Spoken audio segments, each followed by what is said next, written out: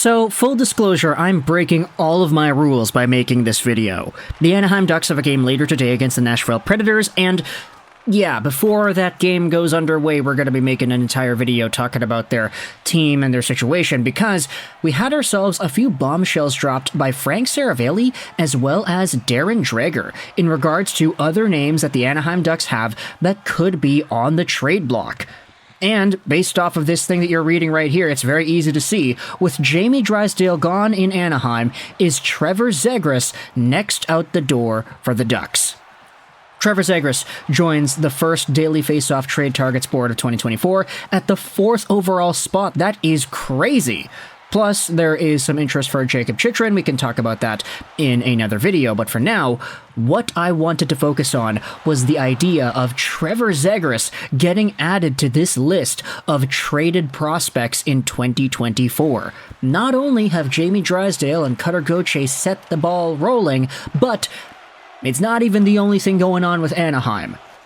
So, Trevor Zegras, I think most people are familiar with him and his profile. 22 years old, 6 feet, 185 left-handed guy, signed till the end of 2026, making $5.75 million a year. This is the first season of his 3-year contract, and if he's going out there and consistently producing 70, maybe 60-ish point years continuously, then that number is honestly pretty fine. This season, though, Zegras only has 7 points in 19 games played, on pace for 23 points in 62. If you wanted to do the math here, let's do 7 divvy 19 multiplied out by 82. His overall point pace is about half of what he has done in prior years. He's only got 4 goals in 19 games. Zegras has been on a decline. Even though he's got those Michigan goals, even though he has been very skilled and showboaty over the past few years, even though he is a human highlight reel, Trevor Zegras has not had a great season this season. Now, you could very well say that because he didn't have the training camp, because he missed out on some time, it didn't allow him to get into game shape as quickly as he could have been if he signed earlier, but, you know, similar things happened to Jamie Drysdale. These two guys were kind of linked together in that entire conversation, but for Trevor Zegras, it's easy to see that his overall play this season has not really been up to snuff, and maybe within some form of reality, the idea of signing him to a shorter-term $5.75 extension rather than a long-term, let's say $7-8 million deal, you could very well debate that with the way Zegras is playing this year, that decision was the right one. But with this in mind, let's head over to Daily Faceoff's Trade Targets board, published by Frank Seravalli earlier today, asking the question, hey, with Jamie Drysdale gone, is Zegras next out the door? So if you scroll down and read what it is that Seravalli writes here, the Philadelphia Flyers shocked the hockey world when they moved on from malcontent Cutter Gauthier on Monday, sending him from the Orange and Black to Orange County in exchange for Drysdale and a second-round pick. It was Zegras who recently said that he and Drysdale do everything together, including some odd details as they rehabbed from twin lower body injuries this season.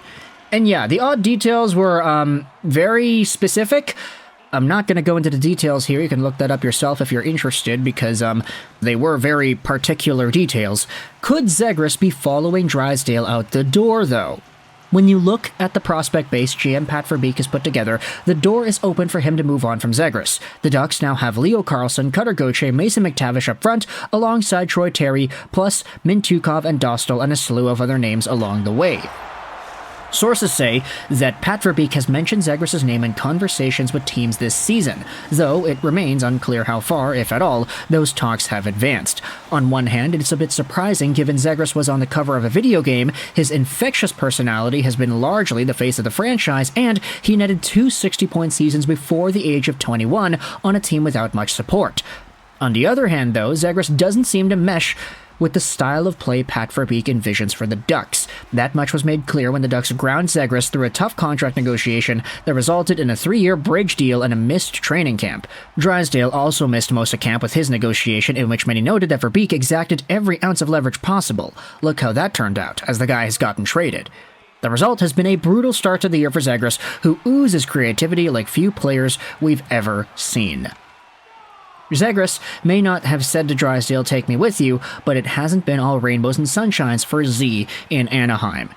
And if you scroll down to the 4th overall name in this situation, to say that the start of the season this year has been bumpy for Zegras would be kind. He missed most of training camp after the Ducks played hardball with his bridge deal, opting to pay him $5.75 million, sending a message to the rest of the league that maybe they weren't believers in him after back-to-back 60-point seasons. He scored just once in his first 12 games. Then Zegras missed the next 6 weeks with a lower body injury, and shortly after the holidays, one of his closest friends in Jamie Drysdale was shipped off to the Flyers. Is Zegras next? Maybe not particularly to Philadelphia specifically, but we've been seeing a few names or a few teams being tossed out there where Zegras may find some interest in getting sent away too. For one, the big thing is he's from New York, so of course you've got the Rangers fans going out there and talking about this on their own subreddit. Hey, yeah, several teams have told me, Darren Dreger says, that Trevor Zegras may be available, and it makes sense, so let's talk about it here on our Rangers. And you can see the Rangers fans going out there saying, oh yeah, Zegras for Kako, we don't need him, we don't want him, we're not doing this. And then there is the actual tweet itself from Rand Dregs. Gauthier and Drysdale swap, is Zegras available? Darren Dreger had the quote here. Several teams have told me and suggested it would make sense, knowing Pat Verbeek. So, if you go out there and scroll, I mean, some of these comments are just kind of tossing the crap out of the wall. Zegras for Drysdale, that'd be kind of funny. But this was an interesting idea that I thought was worth bringing up, and it's why we're even talking about this thread in this video. As one that doesn't think Zegras will be a top-end superstar and only gets as much praise as he does because of some highlights, we might as well sell while his value is still super high, despite not the great season. I couldn't agree more with this entire comment. Even most Ducks fans don't see him as a top-end superstar. The only people who do are people who dislike him and want to say that he doesn't play like one. Yeah, Trevor Zegras has been a winger this year, but he was a center the 2 previous years, and he was a 60-point player then. That's a very quality player for sure. 20 to 40-point guy that if a team thinks can still play center will get some attention in a trade. If the Avalanche think he could be an effective center, it'd be a great kick to defensive players like Lecky and Val, and I think we would at least kick the tires. It's interesting, but there is a reply saying, yeah, I think his ceiling is around 80 points. He's definitely first-line material, but not elite. That's an interesting assessment. If he somehow develops even more, he could end up being a top 30 forward, but I don't think in any situation he's going to be able to carry a line in his back like a truly elite top 10 forward. He could kill it on the second line behind a superstar lineup, but with McTavish and Leo turning out the way they are, I think Zegras is feeling a little left out in the cold right now. And that's part of the reason I feel that this is an interesting conversation to have as well, because when you talk about those other 2 guys, Mason McTavish and Leo Carlsson, both top 3 picks in the NHL draft, they play a much more rugged and physical style than Trevor Zegras does. And it would be fair to say that those 2, McTavish and Leo, also have super high-end point potential abilities as well. It's just, for Trevor Zegras, you're getting all the skill, you're getting all the flashiness, you're getting some points, but when he's not producing points like what he's doing right now, what else is he doing? Now, I get it, you get superstar top-end talented players to produce points, so when they're not doing that, they're not doing their jobs, but for Leo Carlsson and Mason McTavish, once these guys are able to produce, let's say 40, 50, 60, 70 points in a year, when these guys have off nights, you can still notice their impact. They're still physical, they're still defensively minded, and they're still going out there and grinding hard. Trevor Zegras doesn't necessarily have that style, so when it comes to Pat Verbeek having a very particular set of values for his hockey players, Darren Dreger says it, man, it would make sense if Trevor Zegras is on his way out, considering Pat Verbeek and his overall value. So let me know your thoughts in the comment section below about the idea of Trevor Zegras now being maybe more so on the block than ever before.